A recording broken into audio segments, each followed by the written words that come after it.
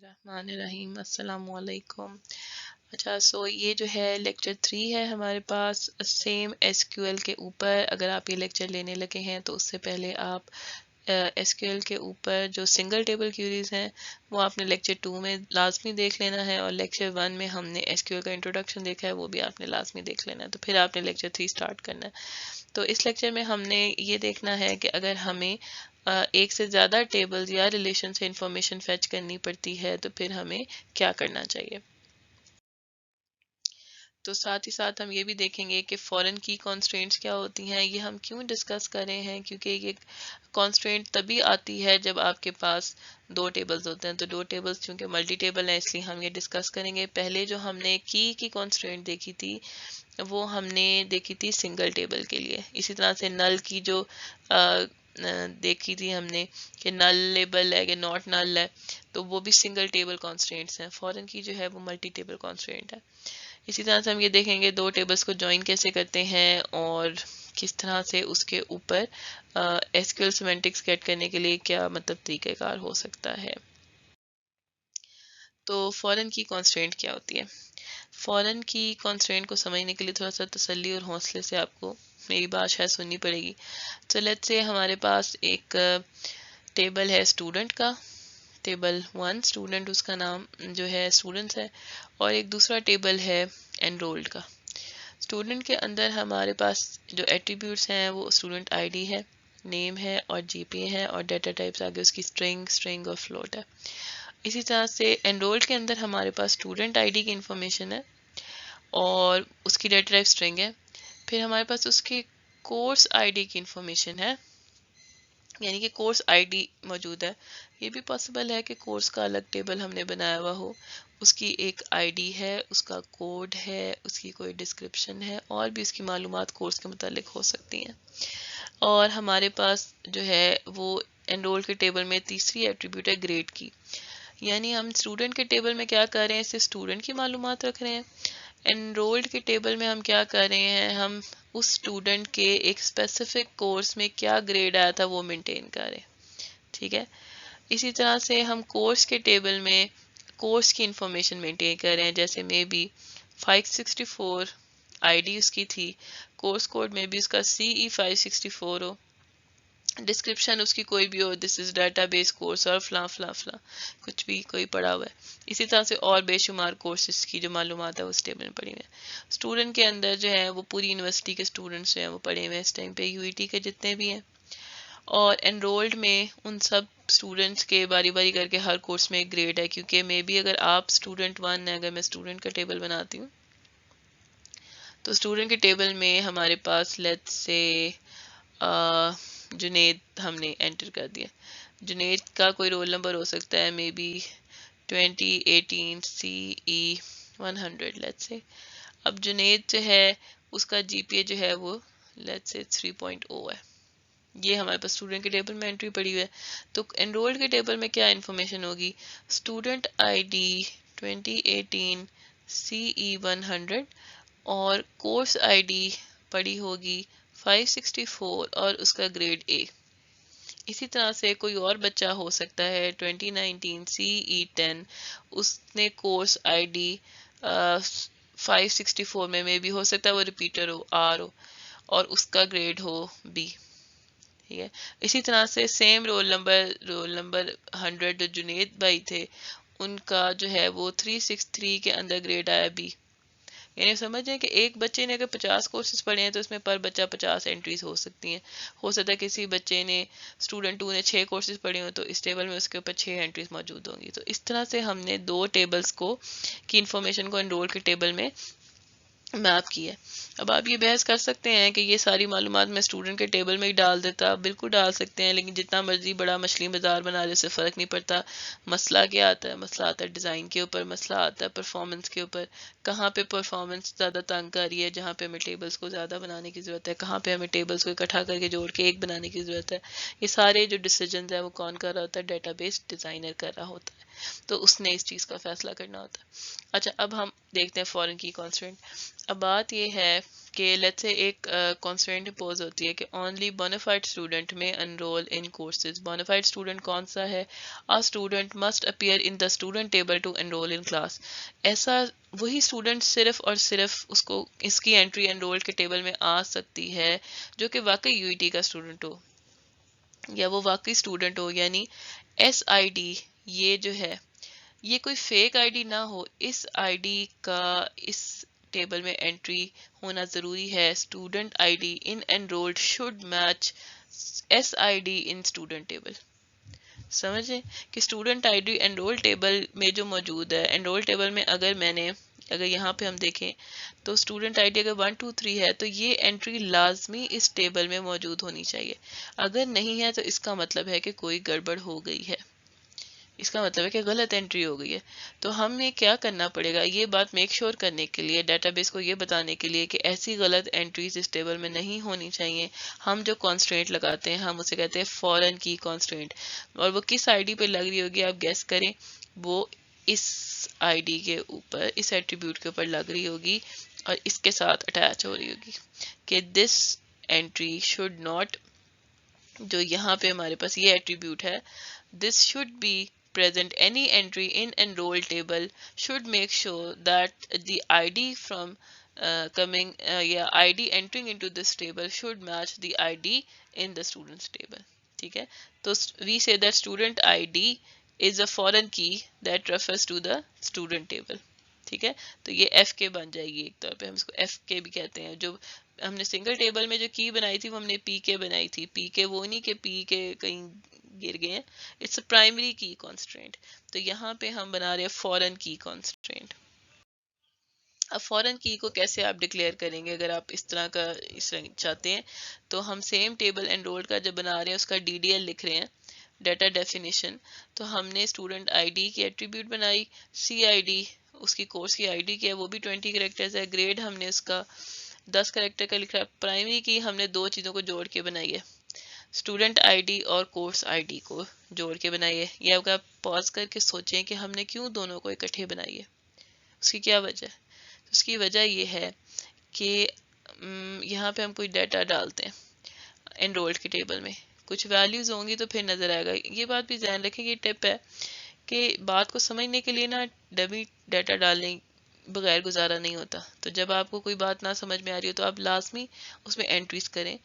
تو اگر میں یہاں پہ لکھتی ہوں ایس آئی ڈی، شارٹ کر کے لکھ رہی ہوں سی آئی ڈی اور گریڈ، میں نے لکھا 5. اسٹوڈنٹ آئی ڈی تھی لیٹ سے 100، کورس آئی ڈی تھی 560، گریڈ تھا 1. اسٹوڈنٹ آئی ڈی تھی 100، کورس آئی ڈی تھی 360 تھی، یہ تھا بی. اسٹوڈنٹ آئی ڈی تھی 200، 563، گریڈ تھا سی، اینڈ سو آن. اب آپ دیکھیں کہ میں اگر ایس آئی ڈی کو صرف اس کی بنا دوں، پرائمری کی صرف ایس آئی ڈی کو بنا دوں انرولڈ میں، تو اب کیا ہوگا؟ ہم نے کہا تھا کہ primary key should uniquely identify the row. تو اگر یہ 100 ہے، میں 100 والے اسٹوڈنٹ کا گریڈ ڈھونڈنے کی کوشش کرتی ہوں، تو اب مجھے کیا مسئلہ ہوگا؟ مجھے مسئلہ یہ ہوگا کہ اسٹوڈنٹ کی اس ٹائم پہ 2 انٹریز موجود ہیں، اس سے زیادہ بھی ہو سکتی ہیں، اور وہ سارے اس کے جو کورس آئی ڈیز کے ساتھ مختلف میپ ہوئی ہوئی ہیں. تو یہ ایک اسٹوڈنٹ آئی ڈی پوری رو کو یونیکلی تو آئیڈینٹیفائی نہیں کر رہا کہ اس کی باقی ویلیو سیم تو نہیں ہے، ڈفرینٹ ہے. اسی طرح سے اگر میں اس کو چھوڑ کے سی آئی ڈی رکھ دوں تو اگر 560 دیکھوں تو 560 ادھر بھی ہے، لیکن باقی انٹری سے سیم رو کی مختلف ہے. اس کا مطلب ہے کہ یہ بھی یونیکلی آئیڈینٹیفائی نہیں کری. لیکن اگر میں اسٹوڈنٹ آئی ڈی اور کورس آئی ڈی کو اکٹھے ایک بنا دیتی ہوں تو اس کا مطلب ہے یہ دونوں جہاں بھی اکٹھے ہو رہے ہیں 100 اور 563، تو وہاں پہ یہ یونیک ویلیو جو ہے نا وہ پرووائڈ کریں گے. 100 اور 563 ڈیٹا بیس میں آپ کو دوبارہ کہیں پہ نہیں ملے گا، انلیس اور انٹل آپ یہ کہو کہ ہم الاؤ کریں کہ ایک بچہ ریپیٹ کرے، تو ریپیٹ کر کے ایک اور انٹری رکھنا چاہیں، لیکن ریپیٹ کر کے عموماً یہی ہوگا کہ اس کا گریڈ یہاں پہ چینج ہو جائے گا. لیکن اگر وہ رکھتے ہیں تو ہو سکتا ہے وہ یہ انٹری بھی رکھیں. ڈیٹا بیس ڈیزائن کی چوائس ہے نا، تو آپ رکھ لیں کہ اس نے 563 ریپیٹ کی ہے، تو پچھلی والی انٹری کو آپ نے آر کر دیا اور اگلی والی کو آپ نے جو ہے وہ بی کر دیے. ٹھیک ہے، تو تب اس کیس میں آپ اس کو پرائمری کی نہیں بنا پائیں گے. لیکن اس سے پہلے والے کیس میں اگر ہم نہ الاؤ کریں تو ریپیٹر والا کام، تو پھر جو ہے وہ ہماری یہ وہ ویلڈ کی بن رہا ہے. تو اچھا بہرحال ہم اب بتا رہے تھے کہ فورن کی کس طرح سے لکھیں گے. تو جب آپ انرول کا ٹیبل بنائیں گے تو ہم مینشن کریں گے فورن کی، اس میں ہم بھیجیں گے اسٹوڈنٹ آئی ڈی کا. جو اسٹوڈنٹ آئی ڈی کی ایٹریبیوٹ ہے اس کو ہم ایف کے بنا رہے ہیں، اور وہ کس کو ریفر کر رہی ہوگی، وہ ایس آئی ڈی کو ریفر کر رہی ہوگی فرام دا اسٹوڈنٹ ٹیبل. تو ریفرنسز اسٹوڈنٹ کا ٹیبل کو ریفر کریں گے، اسٹوڈنٹ کے ٹیبل کے ایٹریبیوٹ کا نام ایس آئی ڈی ہوگا. جب ہم یہ انٹری ڈیٹا ڈیفینیشن کے ٹائم پہ لکھ دیں گے اسکیما بناتے وقت، تو اب ڈیٹا بیس خود ہی چیک کرے گا کہ آپ جب بھی کوئی ایسی انزرشن کرنے کی کوشش کریں گے انرولڈ کے ٹیبل میں تو وہ اس کو ریجیکٹ کر دے گا، یا کیا کرے گا وہ دیکھ لیتے ہیں. تو اب کیا ہوگا اگر کوئی ایسی انٹری آپ انرول میں ڈالنے کی کوشش کریں گے جس میں جو اسٹوڈنٹ کے ٹیبل میں موجود نہیں ہے. یعنی میں انرول میں ڈالنے کی کوشش کرتی ہوں 92 اسٹوڈنٹ، کورس آئی ڈی 563، اور میں نے گریڈ لگا دیا ہے اے. ایسے بچے کا گریڈ لگا دیا ہے جو کہ اسٹوڈنٹ کے ٹیبل میں ایسی آئی ڈی ایگزسٹ ہی نہیں کرتی، اس میں صرف 10 کرتی ہے اور 12 کرتی ہے، اور اس کا نام علی ہے، اس کا نام آمنہ ہے، جی پی اے 2.0 اور 2.2. اب 92 انرولڈ میں انٹری، اب کیا ہونا چاہیے؟ اب سوچیں، ڈیٹا بیس کو اس کو ریجیکٹ کر دینا چاہیے. ٹھیک ہے، اگر ریجیکٹ کر دے گی تو وہ بھی فورن کی کانسٹرینٹ ویلیڈیٹ ہوگی. لیکن ہمارے پاس آپشن ہوتے ہیں، ڈیزائن چوائسیز دیتے ہیں ہمیں ایس کیل. وہ یہ کہ جو بھی آپ یہ کام کرنے کی کوشش کر رہے ہیں وہ تو ہو ہی نہ. اچھا، اس میں دو کیسز ہیں جو میں آپ کو بات بتانے لگی. پہلی بات تو یہ کہ آپ انسرٹ کرنے کی کوشش کر رہے ہیں ٹیبل میں، اور ایسا اسٹوڈنٹ ایگزسٹ نہیں کرتا، تو وہ انسرٹ کا آپریشن جو ہے نا، نئی انٹری، وہ ریجیکٹ ہو گئی ہے. ٹھیک ہے. اب دوسری بات یہ ہے کہ آپ ایسے اسٹوڈنٹ کو ڈیلیٹ کرنے کی کوشش کرتے ہیں. ٹھیک ہے، ایسے اسٹوڈنٹ کو ڈیلیٹ کرنے کی، اس کی پوری انٹری کو ڈیلیٹ کرنے کی کوشش کرتے ہیں جو کہ ہمارے پاس اسٹوڈنٹ کے ٹیبل میں موجود نہیں ہے. تو اب آپ کے پاس آپشن ہے. پہلی بات تو یہ کہ آپ ایسا ڈیلیٹ الاؤ ہی نہ کریں. ٹھیک ہے، اس کو الاؤ ہی نہ کرنے دیں کہ جس سے مسئلہ پیدا ہو جائے. پھر دوسری بات یہ کہ اگر وہ اسٹوڈنٹ ایگزسٹ نہیں کرتا، ٹھیک ہے، تو آپ اس کے سارے کورسز بھی ریموو کر دیں، کیونکہ وہ اسٹوڈنٹ تو ہے ہی نہیں ایس آئی ڈی میں، تو آپ کو رکھ کے کرنا کیا ہے اس کو معلومات کو. تیسرا کیس یہ ہے کہ آپ اس اسٹوڈنٹ کی جگہ پہ نل ڈال دیں. آپ انفارمیشن ڈیلیٹ نہ کریں اس کی ساری، آپ اس کی آئی ڈی کی جگہ پہ نل ڈال دیں کہ یہ ہو کہ بعد میں کبھی آپ کو پتہ چل جائے کہ ہو سکتا ہے وہ اسٹوڈنٹ کی آئی ڈی ہم نے غلط لکھ دی تھی تو وہ یہ ہونی چاہیے، تو آپ اس نل کو ریپلیس کر کے وہ کر دیں. اب یہ جو ہے یہ کون چوز کرتا ہے؟ یہ بھی ڈیٹا بیس ایڈمنسٹریٹر چوز کرے گا کہ ان پالیسیز میں سے کون سی پالیسی امپلیمنٹ کرنی ہے. یہ پالیسیز ہیں. ٹھیک ہے، تو ان میں سے آپ کوئی بھی چوائس کر سکتے ہیں. اب یہ بھی آپ کب ڈیفائن کریں گے؟ جب آپ اپنا اسکیما ڈیفائن کر رہے ہوں گے، آپ ان میں سے کوئی بھی پالیسی اڈاپٹ کر سکتے ہیں. ٹھیک ہے، اس کی تفصیلات آگے آئیں گی، لیکن صرف آپ کو یہ بات سمجھانے کے لیے کہ فورن کی جو وائلیشنز ہیں وہ کس کس انداز میں ہو سکتی ہیں.